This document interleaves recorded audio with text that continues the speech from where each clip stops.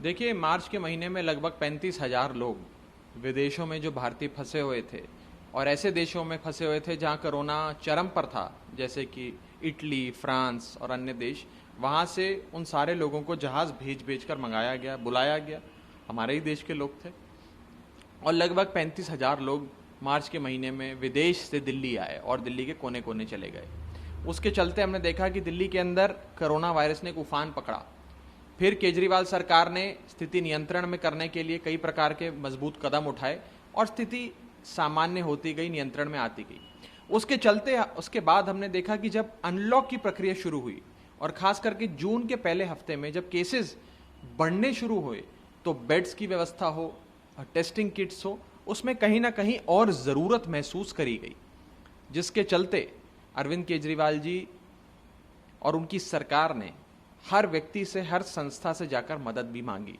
दिल्ली वालों के हित के लिए मुख्यमंत्री केजरीवाल ने, चाहे वो राधा स्वामी ब्यास सत्संग में जाकर उनसे पूरी इतनी बड़ी व्यवस्था की मांग करने की बात हो, निजी अस्पतालों के साथ बैठकर अस्पतालों के अंदर कई सौ, कई हजार नए बेड लगाने की बात हो, होटल और बैंक्वेट हॉल वालों के साथ बैठकर वहां पर अस्पताल जैसी व्यवस्था बनाने की बात हो, या केंद्र सरकार के पास जाकर मदद मांगने की बात हो, हर व्यक्ति के पास जाकर दिल्ली वालों के हित के लिए, दिल्ली वालों के भले के लिए मुख्यमंत्री ने मदद मांगी। क्योंकि मुख्यमंत्री अरविंद केजरीवाल जी एक बात समझते हैं, और जो हम सब समझते हैं, कि ये एक ऐसी महामारी है जो कोई व्यक्ति अकेले नहीं लड़ सकता। इस महामारी से लड़ने के लिए सबको साथ आना होगा और केजरीवाल जी की पहल पर सब लोग साथ आए और आज दिल्ली में स्थिति नियंत्रण में आती नजर आ रही है। टेस्टिंग भी बढ़ी है, बेड्स भी बढ़े हैं और केंद्र सरकार ने भी इसमें अपना योगदान दिया, हमें मदद दी। जैसा कि आईटीबीपी की इतनी बड़ी फौज उन्होंने हमारे कहने पर उतारी, इतनी बड़ी व्यवस्था राधा स्वामी ब्यास में दिल्ली सरकार ने बनाई, लेकिन डॉक्टर्स और नर्सेज की कमी महसूस हुई। हमने केंद्र सरकार से कहा कि आप आईटीबीपी को मैदान में उतारें। केंद्र सरकार ने हमारी बात स्वीकारी। ऐसा नहीं है कि उन्होंने सारी बातें हमारी मांगी या सारी मांगे स्वीकार करी, लेकिन बहुत मांगे हमारी उन्होंने स्वीकारी हैं और सब मिलकर इस लड़ाई को लड़ रहे हैं। सर, 5.5 लाख का जो आंकड़ा डिप्टी सीएम ने दिया था, वो कहां से आया था, किस आधार पर दिया? देखिए, हर सरकार का, हर संस्था का अपना आंकलन होता है। जिस प्रकार से इन्फेक्शन रेट गति पकड़ रहा होता है, जिस गति पर केसेस बढ़ रहे होते हैं, उसके हिसाब से सरकारें एक अनुमान लगाती हैं। जैसा कि आपको याद होगा, शुरुआती दिनों में माननीय प्रधानमंत्री मोदी जी ने कहा था कि 18 दिन में महाभारत समाप्त हो गई थी, महाभारत का युद्ध समाप्त हो गया था। उसी प्रकार से 18 दिन में कोरोना भी हिंदुस्तान से वापस चला जाएगा, हम कोरोना को हरा देंगे। 18 दिन में तो नहीं हरा पाए, तो उनका एक आकलन था उस समय के हिसाब से। हमारा एक आकलन था इन्फेक्शन रेट और ग्रोथ ऑफ कोरोना वायरस को देखते हुए एक आकलन था, और मुझे लगता है शायद उसी के चलते हम सब ने चारों तरफ घूम घूम कर जा जाकर दिल्ली वालों के स्वास्थ्य के लिए मदद भी मांगी और सबने मदद करी। इतनी एनजीओ साथ आई, डॉक्टर्स एसोसिएशन साथ आए, होटल वाले, निजी अस्पताल वाले, बैंक्वेट वाले, केंद्र सरकार, सबने केजरीवाल जी के हाथों को मजबूत किया और आज एक ऐसी स्थिति दिल्ली में बनी है जहां हम बड़े विश्वास के साथ कह सकते हैं कि अरविंद केजरीवाल जी और उनकी सरकार और सब दिल्ली वाले मिलकर जो काम कर रहे हैं, उसके चलते स्थिति नियंत्रण में आती नजर आ रही है। सर, आप कह रहे हैं कि सब कुछ अरविंद केजरीवाल जी ने इनिशिएट किया और जो बीजेपी है वो कह रही है कि ये सब कुछ अमित शाह ने जब स्टेप इन किया उसके बाद, तो क्या देखिए कोई भी व्यक्ति अगर ये सोचे कि वो अकेला इस बीमारी से लड़ सकता है, या कोई एक व्यक्ति ऐसा है जो 10 दिन पहले मैदान में आया और उसने मैदान में आते ही सबको हरा दिया और कोरोना महामारी खत्म हो गई, कोरोना भाग गया हिंदुस्तान से या दिल्ली से भाग गया, और उस व्यक्ति ने 10 दिन में कोरोना जैसे कोरोना रूपी राक्षस को परास्त कर दिया, ये बड़ा हास्यास्पद है। अगर ऐसा है तो उस व्यक्ति को देश के अन्य कोनों में भेजना चाहिए। गुजरात के अंदर मृत्यु दर कितनी बढ़ती जा रही है, उत्तर प्रदेश में तो जांच ही नहीं हो रही है। उत्तर प्रदेश में तो आप नोएडा चलिए मेरे साथ, गाजियाबाद चलिए, वहां तो जांच ही नहीं हो रही है। महाराष्ट्र में स्थिति खराब है, तमिलनाडु में स्थिति खराब है। अगर ऐसी स्थिति है, अगर कोई एक व्यक्ति है जो कोरोना राक्षस को 10 दिन में गायब कर देता है, तो उस व्यक्ति को तो इन सारे राज्यों में भेजना चाहिए। यह हास्यास्पद है। हम तो शुरू से कह रहे हैं कि कोई एक व्यक्ति अकेला या कोई एक संस्था अकेले नहीं लड़ सकती है, सबको साथ आना होगा।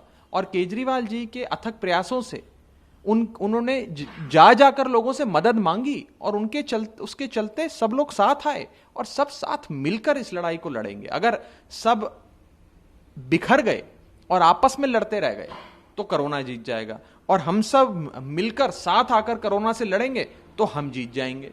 ये बड़ा सरल सा एक चीज है जो मुझे लगता है सभी को समझ में आती है।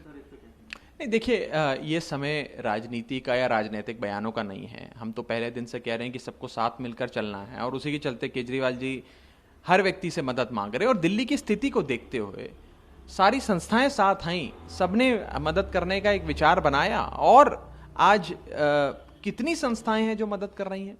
और जहां तक फैसले लेने की बात है, सब साथ मिलकर फैसले लेंगे, सर्वसम्मति से फैसले लेंगे तो दिल्ली वालों के हित में फैसला होगा। और मुझे पूरा विश्वास है कि जिस प्रकार से दिल्ली सरकार, अरविंद केजरीवाल जी की सरकार और ये तमाम संस्थाएं मिलकर साथ में ये लड़ाई लड़ रही हैं, अवश्य हम लड़ाई जीतेंगे और कोरोना ये लड़ाई हारेगा। देखिए, मेरा अपना ये मानना है कि आप जब तैयारी करते हैं किसी दुश्मन से लड़ाई लड़ने के लिए, तो वर्स्ट सिचुएशन अज्यूम करके लड़ाई लड़ते हैं कि बुरे से बुरा क्या हो सकता है, और उस बुरे से बुरे को ध्यान में रख के अपनी योजना बनाते हैं, उस हिसाब से तैयारियां करते हैं, उस हिसाब से पूरी पर्याप्त मात्रा में आप अपने संसाधन इकट्ठे करते हैं, व्यवस्था बनाते हैं, उस आंकड़े को, उस बुरी से बुरी व्यवस्था को ध्यान में रखते हुए। तो मुझे लगता है कि उसी हिसाब से प्लानिंग होनी चाहिए, और उसी के चलते दिल्ली सरकार का एक आंकलन है। उसी के चलते आज आप देख रहे हैं कि उस आंकलन को नजर में रखते हुए हमने लोगों से मदद भी मांगी, और केजरीवाल सरकार के झंडे तले इतने सारे काम हुए कि आज वो आंकड़ा काफी दूर नहीं, अति दूर नजर आ रहा है। क्योंकि दिल्ली के अंदर हम लोगों ने होटल हो, बैंक्वेट हॉल हो, अस्पताल हो, सब जगह बेड्स की व्यवस्था बढ़ाई, जांच को 4 गुना किया, घर घर ऑक्सीमीटर बांट रहे हैं, ऑक्सीजन कॉन्सेंट्रेटर दे रहे हैं, 45,000 से अधिक लोग होम आइसोलेशन में ठीक हो चुके हैं इस बीमारी से। तो ये सारी व्यवस्था बनाई है उस खराब से खराब आउटपुट को ध्यान में रखते हुए कि वो भी स्थिति आ सकती है, लेकिन उस स्थिति तक पहुंचना नहीं है। काम इस प्रकार करना है, योजना और व्यवस्था इस प्रकार बनानी है कि उस बुरी से बुरी स्थिति तक हम ना पहुंच पाए। जैसे अंग्रेजी में कहते हैं that you plan for the worst and do your best.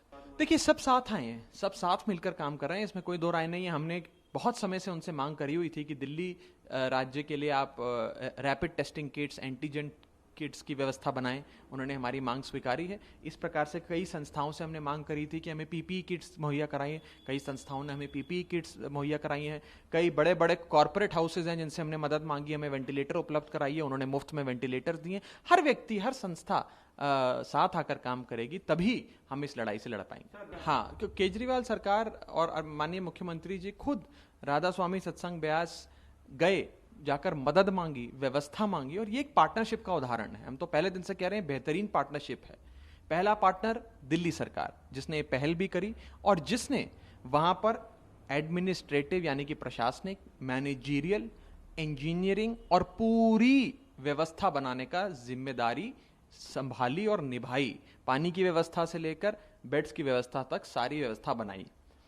केंद्र सरकार, जिसने वहां पर हमारे कहने पर, केजरीवाल जी के कहने पर, डॉक्टर्स और नर्सिस की कमी महसूस होने के बाद वहां पर आईटीबीपी के हमारे जाबाज लोगों को मैदान में उतारा।